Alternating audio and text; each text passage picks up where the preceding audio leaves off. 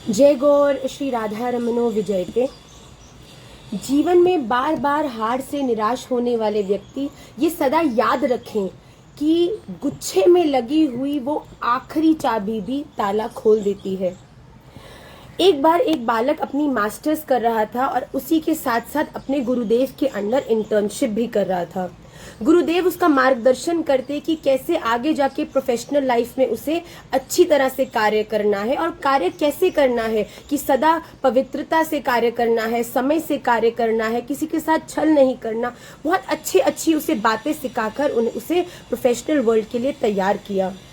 Masters खत्म होने के बाद जब वो बालक ने जॉब शुरू किया तो वो अपनी जॉब से शुरू में बहुत खुश था, बहुत हार्ड वर्किंग था, अपनी पूर्ण जितना भी उसके अंदर सामर्थ्य था उसके साथ वो कार्य करता, अपना 100% दे रहा था।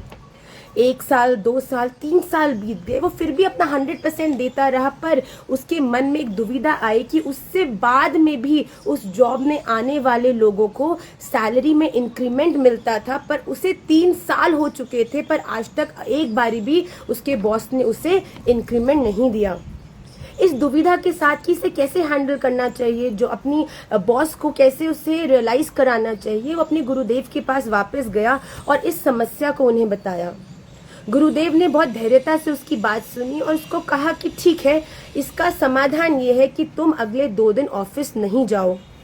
उस बालक को समझाते हुए गुरुदेव कहने लगे कि कभी कभी घर में लगा हुआ एक बहुत जरूरी बल्ब हम कभी हमारी दृष्टि को नहीं ले पाता तब तक जब तक वो बल्ब बुझता नहीं है। जब वो बल्ब बुझ जाता है तब हमें रियलाइज होता है कि अरे ये बहुत जरूरी बल्ब था, या कभी कभी जब वो बल्ब जलता बुझने लगता है तब रियलाइज होता है कि अरे ये तो बहुत जरूरी बल्ब है, इसको हमें ठीक कराना चाहिए।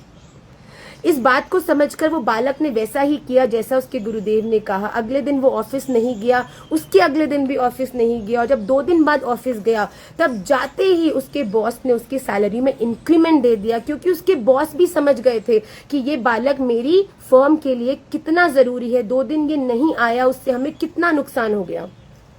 अब वो बालक बहुत खुश हो गया और अपने गुरुदेव के द्वारा दिए हुए इस फॉर्मूले के साथ ही जीने लगा। 6 महीना 8 महीना हो गया, फिर उसको लगा कि वो इतने समय से काम कर रहा है, उसको इंक्रीमेंट मिलना चाहिए। उसने फिर से 2 दिन की छुट्टी ली, फिर दोबारा जब रीज्वाइन किया तब फिर से उसके बॉस ने उसको इंक्रीमेंट दिया।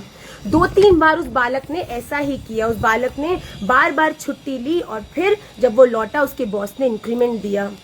इस बार जब उस बालक ने छुट्टी करी और जब वो वापस लौटा तो बाहर द्वार पे खड़े गार्ड ने उसे रोका और कहा कि जो बॉस है उन्होंने हमें ऐसा आदेश दिया है कि आपको भीतर ना आने दिया जाए, आपकी जो जॉब है वो ले ली गई है।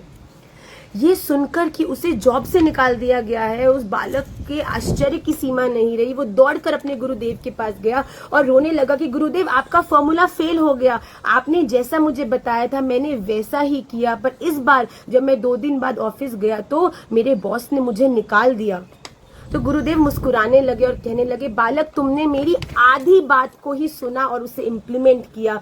ये तो सच बात है कि घर में लगा हुआ इम्पोर्टेंट बल्ब अगर जलने बुझने लगे तो उसे ठीक करना चाहिए, पर अगर वही बल्ब बार बार जलता बुझता रहेगा तो फिर उसे जो उसका मालिक है उस घर का, वो उसे उस बल्ब को रिप्लेस कर देता है। वो उसी बल्ब को बार बार ठीक ना करके उसकी जगह एक नया बल्ब लगा देता है। उसी तरह जब तुमने भी बार बार छुट्टी ली तो आपके जो बॉस हैं उन्होंने आपकी जगह किसी और को जॉब पर रख लिया है। तो ये बहुत सिंपल सी एक स्टोरी है, बहुत सिंपल सी एक कहानी है, पर हमें एक बहुत महत्वपूर्ण बात सिखाती है कि हमारे जीवन में the most important thing is to strike a balance in your life. चाहे वो पर्सनल लाइफ हो, चाहे वो प्रोफेशनल लाइफ हो, चाहे ही वो आपकी स्पिरिचुअल लाइफ हो, पर अगर आप किसी भी चीज की अति करेंगे, हमारे गुरुदेव बहुत सुंदर बात कहते हैं कि अति सर्वत्र वर्जयते। आप किसी भी चीज की अति करेंगे वो आपको दुख ही देगी, संतुलन ही प्रकृति का नियम है, बैलेंस्ड लाइफ ही ये प्रकृति का नियम है। अगर आप किसी भी चीज़ की, अगर आप अपनी प्रोफेशनल लाइफ को ही अपना पूर्ण अटेंशन देंगे और आपकी जो पर्सनल लाइफ है, आपकी फैमिली लाइफ है, अगर वो डिस्टर्ब हो जाएगी तो भी with a disturb family life आप अपनी प्रोफेशनल लाइफ को 100% नहीं दे पाएंगे। एंड वाइस वर्सा, अगर आप केवल फैमिली में ही इन्वॉल्व रहेंगे, करियर को समय नहीं देंगे तो भी आपकी जो लाइफ है वो हैप्पी नहीं होगी। सो आज की इस सिंपल सी मॉरल स्टोरी के माध्यम से मैं केवल एक बात बताना चाहती हूँ कि the key to a happy life is to live a balanced life. आप सभी इस भाव को अपने जीवन में उतारने का प्रयास करें, ऐसी मेरी आप सभी के चरणों में प्रार्थना है। श्री राधा रमन लाल की जय।